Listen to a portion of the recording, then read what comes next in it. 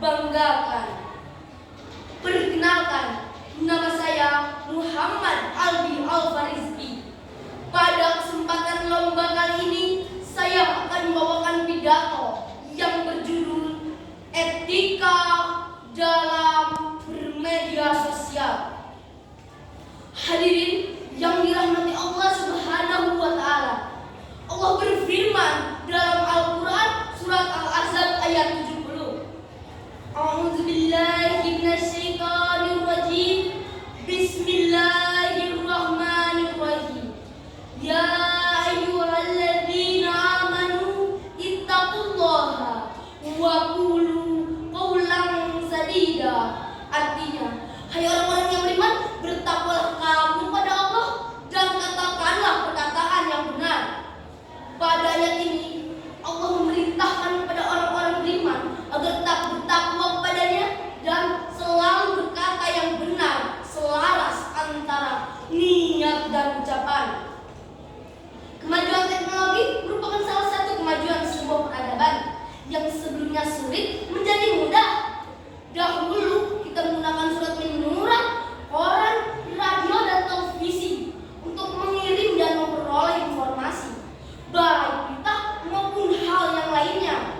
Sekarang dengan mudahnya, bahkan dengan hitungan menit, kita bisa terhubung dan bertatap muka langsung, sehingga kita dapat mencari informasi tanpa dibatas ruang dan waktu. Sebagaimana dalam hadis dikatakan, khairukum ahsanukum akhlak. Sebaik-baiknya kamu adalah yang paling baik akhlaknya. Hadis riwayat Bukhari. Hal ini merupakan hadiah dari sebuah perkembangan zaman. Berselancar di dunia maya tentu saja ada dampak positif dan negatifnya. Maka kita harus pandai-pandai dalam memanfaatkan media sosial. Untuk itu, etika dan bijak dalam bermedia sosial harus diterapkan. Jangan sampai kita terbawa arus yang tidak baik. Oleh karena itu, dalam berselancar di media sosial, kita harus mengedepankan etika. Yang pertama, tidak boleh melakukan ujaran kebencian, provokasi, apalagi fitnah. Islam mengajarkan kepada kita untuk menjaga dan menciptakan kedamaian. Maka media sosial harus bisa kita gunakan sebagai sarana untuk mewujudkan perdamaian, bukan sebaliknya yang mengancam persatuan kita. Sebagaimana Allah berfirman dalam surat Al-Hujurat ayat 10. Bismillahirrahmanirrahim. Innamal mu'minuna ikhwatun faslihu baina akhwaykum wattaqullaha la'allakum turhamun. Artinya, sesungguhnya orang-orang mukmin adalah bersaudara. Karena itu, damaikanlah antara kedua saudaramu dan bertakwalah kamu pada Allah agar kamu mendapatkan rahmat-Nya. Yang kedua, menjaga akhlak dalam berinteraksi dengan pengguna akun lain di media sosial. Sebagaimana peribahasa Arab mengatakan, likulli maqamin maqalun wa likulli maqalin maqamu. Artinya, setiap tempat ada ucapannya, setiap ucapan ada tempatnya tersendiri. Yang ketiga, tidak semua bisa diposting. Jika dahulu ada istilah mulutmu harimaumu, di era media sosial istilah itu bisa berubah menjadi jemarimu harimaumu. Artinya, apa yang kita posting di media sosial harus bisa dipertanggungjawabkan dan harus dipikirkan dampak yang akan muncul dari postingan tersebut. Sebagaimana Nabi Muhammad SAW bersabda dalam kitab Sahih Al-Bukhari,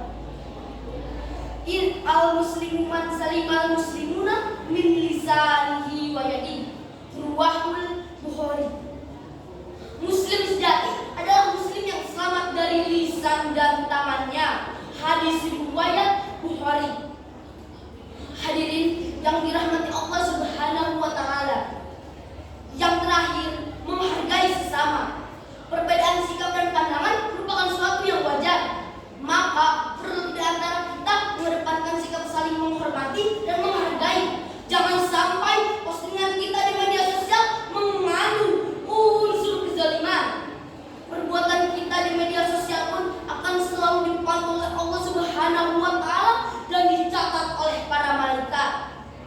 Sebagaimana Allah berfirman dalam surat Taufik ayat 18. Bismillahirrahmanirrahim. Ma yalfidhu min qawlin illa ladaihi raqibun atid. Artinya, tidak ada kata yang diucapkan melainkan ada di sisinya malaikat pengawas yang selalu siap mencatat. Hadirin yang dirahmati Allah Subhanahu wa taala. Demikian Islam memandu kita dalam kehidupan. Sejatinya media sosial harus bisa kita gunakan sebagai sarana untuk mempererat tali persaudaraan, bukan sebaliknya. Semoga senantiasa mendapat petunjuk dari Allah Subhanahu wa taala agar dalam kehidupan ini kita jalankan sesuai pedomannya. That's all I can say. I hope my speech is useful. I apologize for any shortcoming. Wabillahi taufiq wal